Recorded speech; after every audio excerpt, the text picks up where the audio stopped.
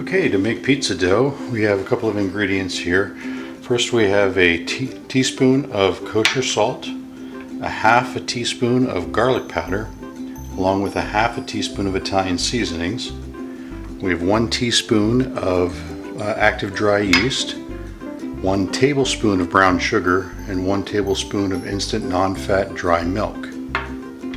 In our bowl, we have a cup and a half of bread flour, and we will be adding the salt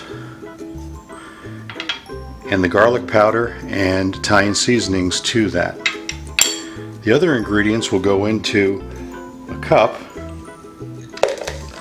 measuring cup,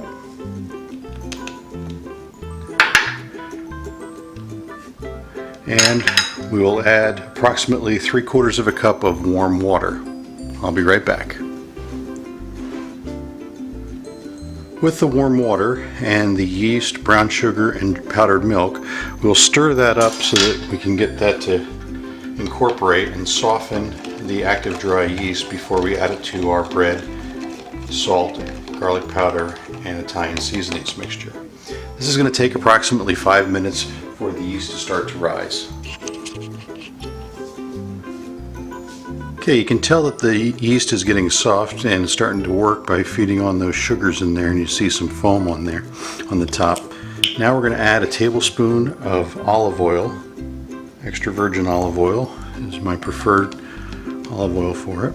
And then we're going to give that one quick stir before we add it into our dry mixture.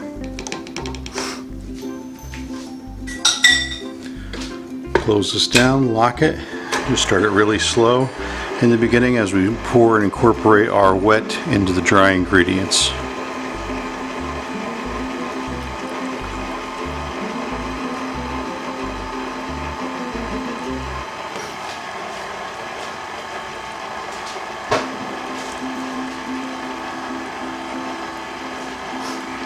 As you can see, it seems pretty wet in the beginning, but it'll start picking up the flour from around the edges. And once it does that, it'll start incorporating into a ball. At this point, I just keep it going real slow to let it not blow flour all over the kitchen.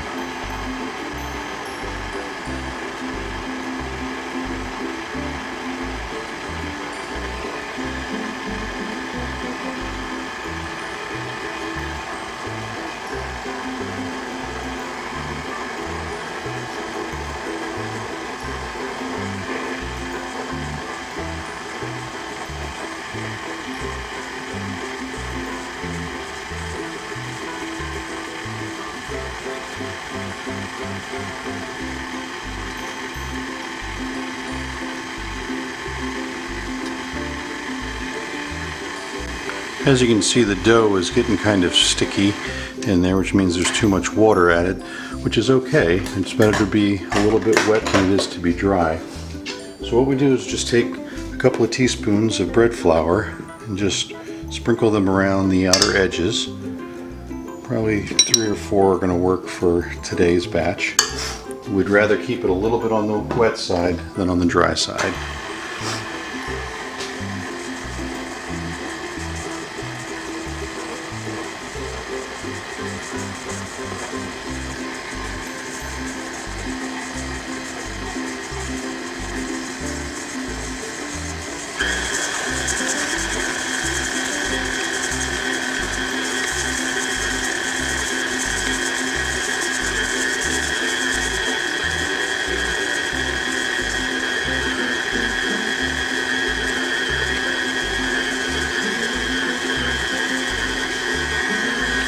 Okay, now that it's forming a ball and still sticking to the dough hook, just take this down. It's okay, as you can see, it's a little bit sticky. I'm just going to take it off the dough hook, move it to the side, and now go a little bit faster so it hopefully will start kneading the dough.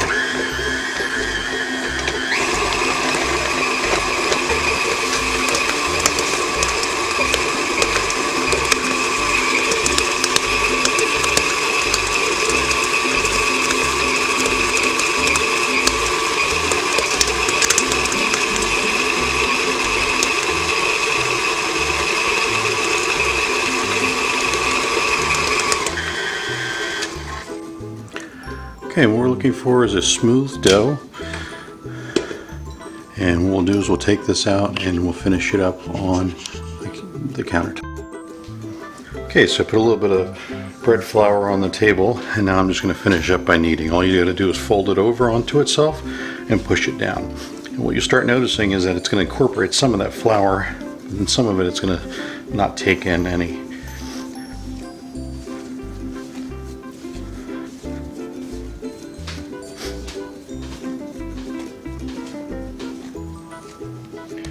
As you can see, it's starting to get a lighter texture, lighter color to it.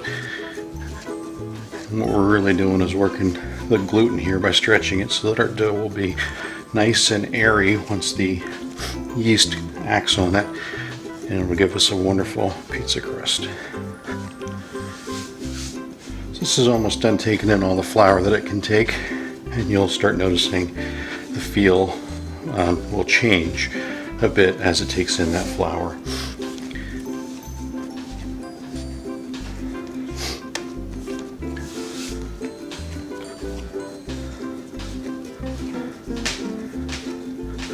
What you're looking for is a nice stretchy dough that starts to pull back on itself when you get done stretching it.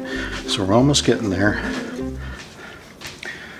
You'll notice that the outside of the dough will become smooth and won't have the wrinkly appearance.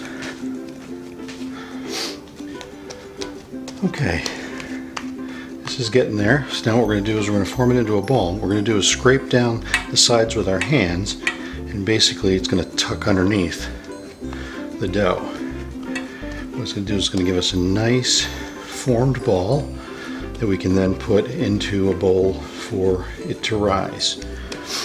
So I'm just keep stretching that outer edge, and you'll see the bottom gets a little swirly in there, and that's okay. Now we'll take our container and we'll pour just a drop of olive oil in it, and then we'll take it upside down, coat it with that olive oil, and then I prefer to just press it down in the beginning. Now you can cover it with a tea towel or plastic wrap, but since I put it in the Tupperware, I end up covering it with the Rubbermaid. And we'll go from there and give it about 1 hour to rise. Okay, as you can see, the pizza dough has risen, and now we're just going to sprinkle a little bit of the bread flour on our counter and then flip the dough out. A little bit of flour on top.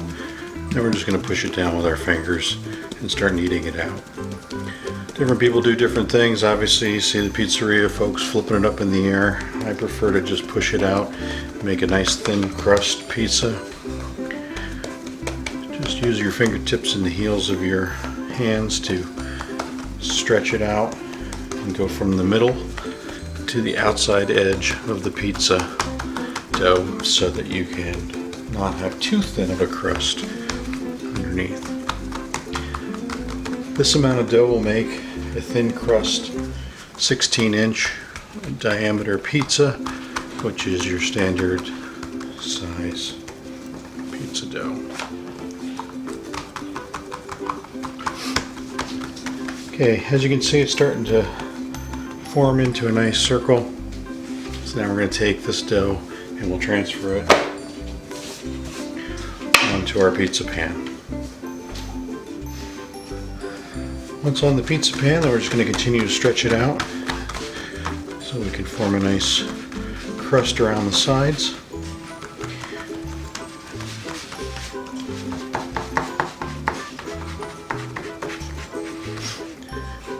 And once that's in there, using the heel of our hand, we'll be ready to start saucing and putting the toppings on. I'm going to pause for a second, and when I come back we'll be putting the toppings on, but I'm going to get the oven heated and we're going to warm that up to 550 degrees. Okay, now that we're back, we're going to take our tomato sauce. We just need a little bit, about 2 large spoonfuls will do. The one thing that you want to not do is put too much sauce on here, because it'll end up making the crust kind of slimy in between the layer because we're going to cook this in a very hot oven at 550, which is about as hot as most ovens are going to get in your home. And if you have too much sauce, it ends up just making kind of a slimy layer between the cheese and the pizza crust on there. Okay, just spread that around. Once that finishes, I personally like to add a little bit of garlic powder, also some Italian seasonings. For the tomato sauce, you don't get anything fancy. It can be just plain old pizza sauce that they sell, or you can just use regular tomato sauce from the can. That's normally what we do, but tonight we're using some pizza sauce because that's what we had in the house. I'm also sprinkling some of that Italian seasonings on there. Next thing you know we're going to add is whole milk mozzarella. You can use lower fat or low moisture mozzarella, but I find that it doesn't melt as well, and obviously the taste isn't as good. Now this is one thing that you can actually add a lot of. The pizza will, the cheese will mix in a little bit with the sauce and will bring out a wonderful flavor in there.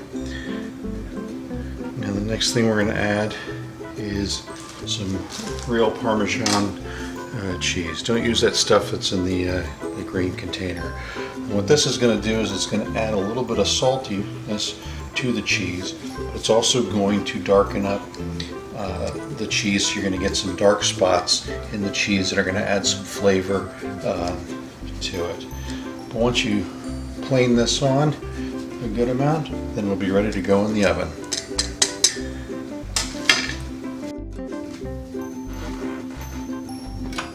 Okay, we're going to put it in top shelf.